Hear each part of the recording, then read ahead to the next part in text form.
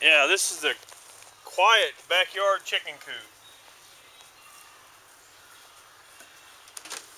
This thing here, you move around every day. Early in the mornings, you take this stick, shove it up your neighbor's ass first. You put it here, let sunlight, whatever in. It's got a floor back here.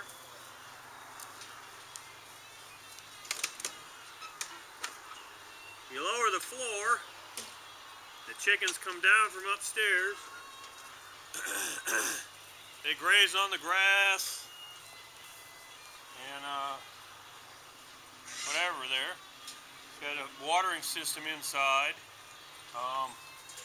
But first thing in the morning, I'm going to go ahead and grab it, move some fresh grass.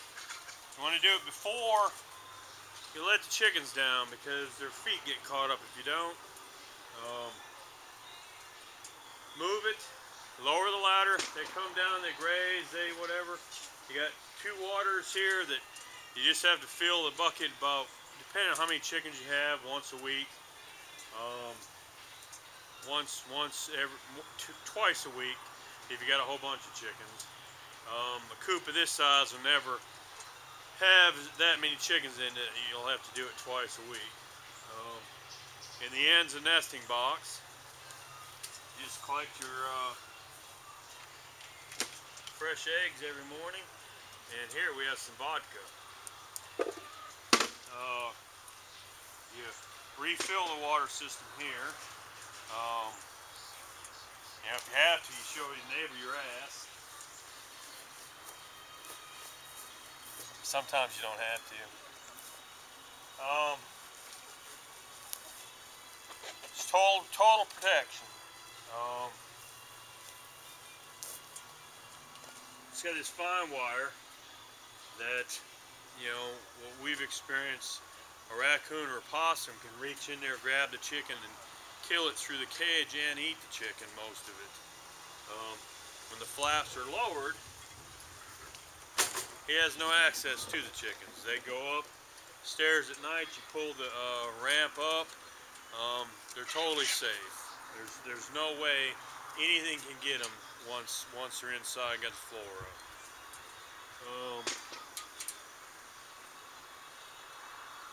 You know, a lot of chicken coops are supposed to be these tractors, and they've got no runs to them. Once you attach the runs to them, there's nothing.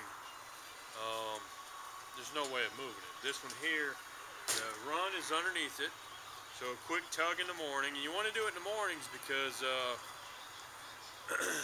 in the mornings, if you do it at night, they poop on the ground. So if you move it at night, and while they're roosting, they sit and poop. So it's already been moved. They come down and they got poop to dig through.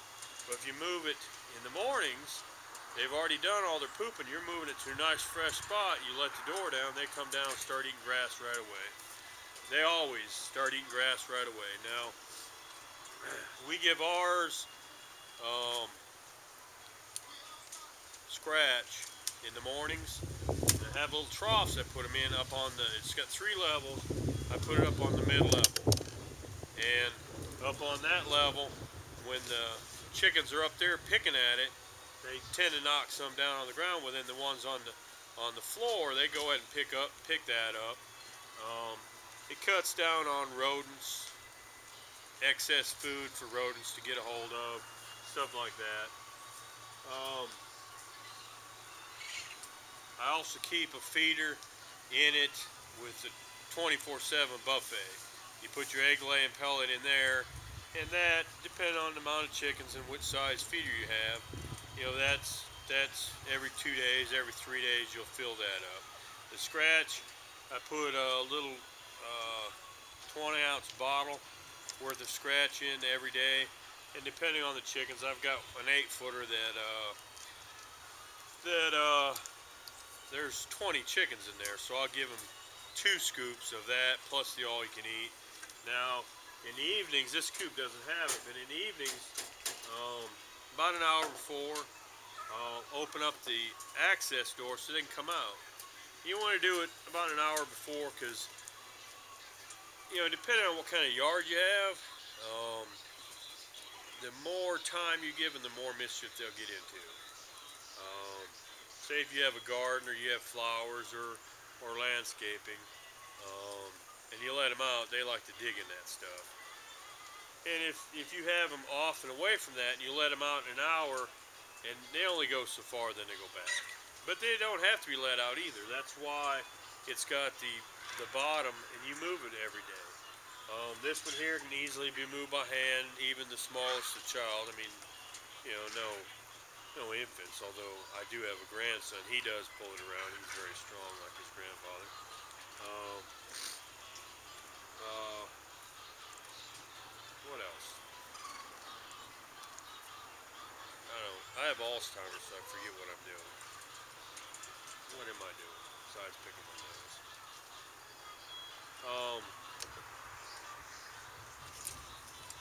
I've taken these coops to places that have chickens. I have a couple at a friend of mine's, and all her chickens come to this coop.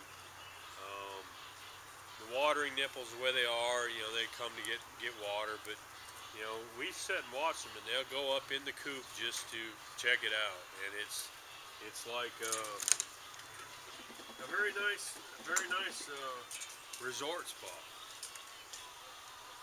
We have masseuse. Oh, brother. Oh,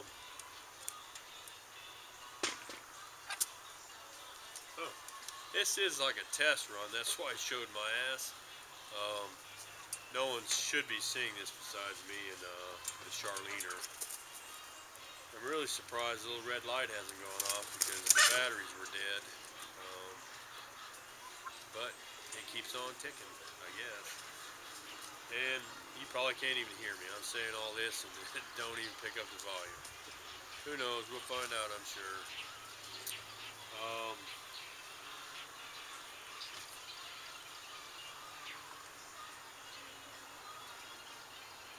The opposing side.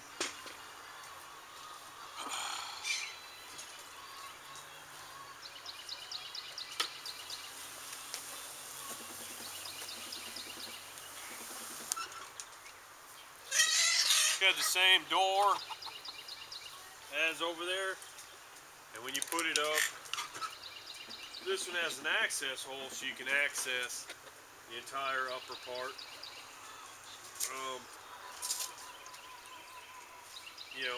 If they want, I'll put a door in here to let the chickens out. They come and go rather easily that way. It's not needed. You could actually kick this side open to open up the double hatch, and they'll come out here. I've got one that has no access doors, and it's got open portholes like that, so when I open up the doors, they come fluttering out. And as far as the bottom is covered up in the same heavy-duty wire as the sides, so that they can get at the grass, but they can't really tear up the lawn too much. Because it's a checkerboard pattern.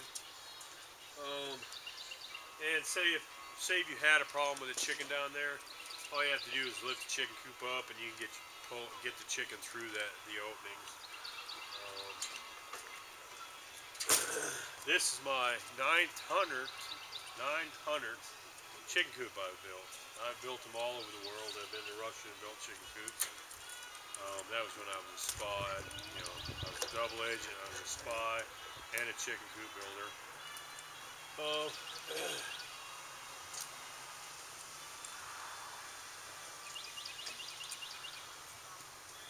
Yeah. So we'll see how this turns out. Okay, these are extended out, so you can hang buckets on it and put your feed in there. I tried making it as self-contained as possible, with a bucket of feed. Hang the buckets there. Your steaks. The stakes for the door. There's 4 of them. And you close them up at night. Put your stakes up underneath the bucket, so when you move it in the morning, everything's there. And a strap, you hook a strap to these loops is real easy to pull in.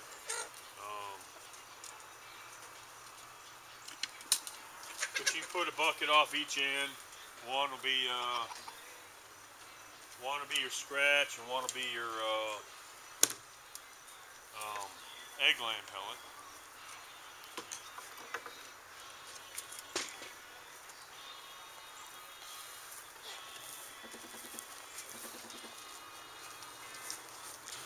What do you think? Testing 1, 2, 3. Testing 1, 2, 3. Testing 1, 2, 3. Testing 1, 2, 3. Testing 1, 2, 3. Testing 1, 2, 3. Testing 1, 2, 3. Some of the other options we have with these fine dandy chicken coops is automatic doors. They'd be installed on the ends. They have a solar unit that, it's all self-contained. You set a timer and it'll open up in the mornings. It'll close in the evenings. And really, if you set that up, we make one of these at 16 feet, which is good for cattle and horses. And you can have upwards of about 30 to 40 chickens in it. And when they're out on pasture like that, they can go out all day. You need about 3 roosters in there to keep the hens alerted to any predators out there. But they'd alert them, they come running back to it. You set them doors up, they'll open up in the mornings, they'll open up in the evenings. You put the big nesting boxes on them. The eggs will roll to the outside in a collection bay, and you just come by whenever and collect the eggs, restock the feeders, recharge the waters.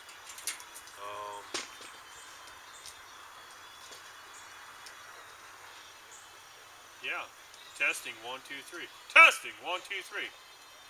Put that down, dog. He's not even doing nothing. He's scared now. I gotta go. I'm sure this ain't gonna work out.